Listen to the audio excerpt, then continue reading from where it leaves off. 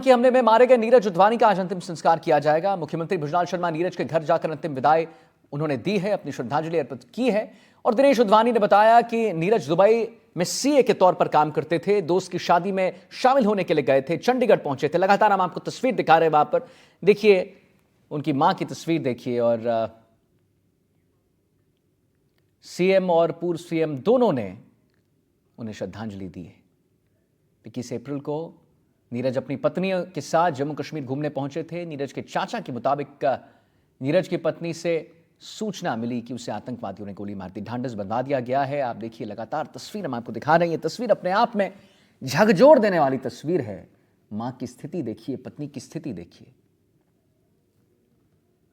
पूर्व सीएम अशोक गहलोत और सीएम भुजलाल शर्मा को आपने देखा, दोनों ने श्रद्धांजलि अर्पित की, दोनों ने शोक संतप्त परिवार से बात किया और दोनों ने आश्वासन दिया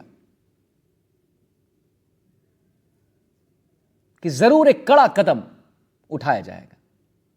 इन आंसुओं को ऐसे ही नहीं, वेस्ट नहीं जाने देंगे। इन आंसुओं को, इस गुस्से को ऐसे ही नहीं जाने देंगे। गम में डूबा राजस्थान, नीरज का अंतिम संस्कार आज होना है। दो तस्वीरें हम आपको दिखा रहे हैं। अंतिम विदाई में शामिल होने पहुंचे नेता, डिप्टी सीएम दिया कुमारी को आप देख रहे हैं, राजवर्धन सिंह राठौर को आप देख रहे हैं और सीएम भुजलाल शर्मा को भी आप देख रहे हैं और उनकी मां को भी आप देख रहे हैं, उनकी पत्नी को भी आप देख रहे हैं। आप सोचिए क्या बीतती है एक परिवार पर।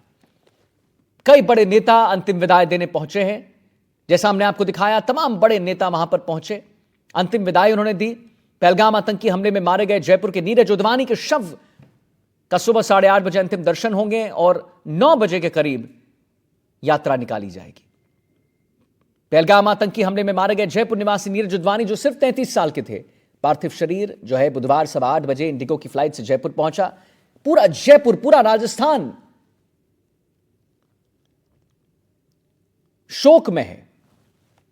एयरपोर्ट से शव को मॉडल टाउन यानी कि मालवीय नगर वहां पर लाया गया, उनके फॉरेस्ट व्यू रेजिडेंसी अपार्टमेंट में लाया गया। जी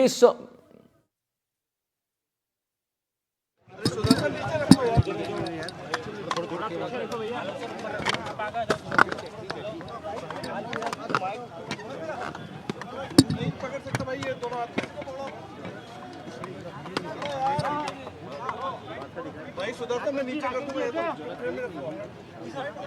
ज्यादा नहीं पकड़ सकता दोनों। ये घटना बहुत ही दुर्भाग्यपूर्ण है।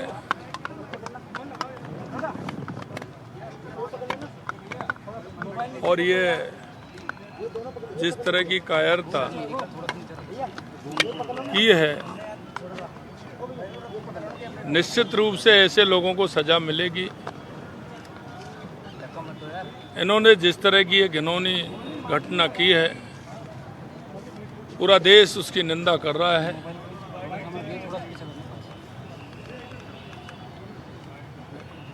ना मैं कह सकता हूं कि इस घटना से जितना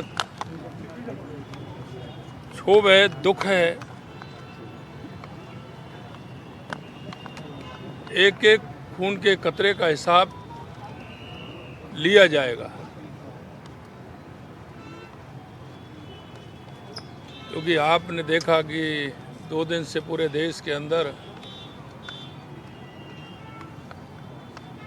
इसको लेकर के लोगों के मन में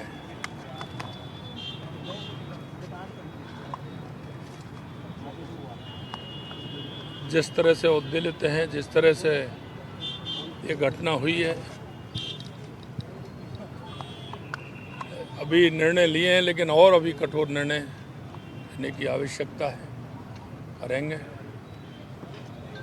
इन परिवारों के साथ पूरी तरह से हमारे देश की जनता खड़ी है, राजस्थान की जनता खड़ी है, हमारी पूरी तरह से केंद्र की सरकार, राज्य की सरकार सभी पूरी तरह से इनके साथ खड़ी हैं। मैं ईश्वर से प्रार्थना करता हूं कि इन परिवारों को जो असहनीय दुख पहुंचा है, उसे सहन करने की शक्ति प्रदान करे, इन परिवारों को संबल बनाए। सरकार पूरी तरह से उनके साथ है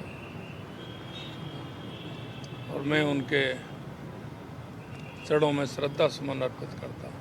सर दहशत पानी तक बंद कर दिया। अब 1960 के बाद पहली बार इस तरीके की कड़ी सख्ती अपनाई है सरकार। देखिए, ये तो कड़ी सख्ती और होंगे, क्योंकि जिस तरह की स्थिति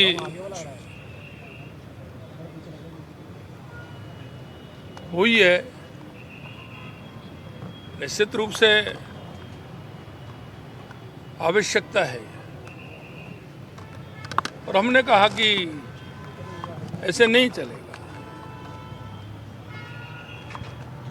पूरा हिसाब लिया जाएगा।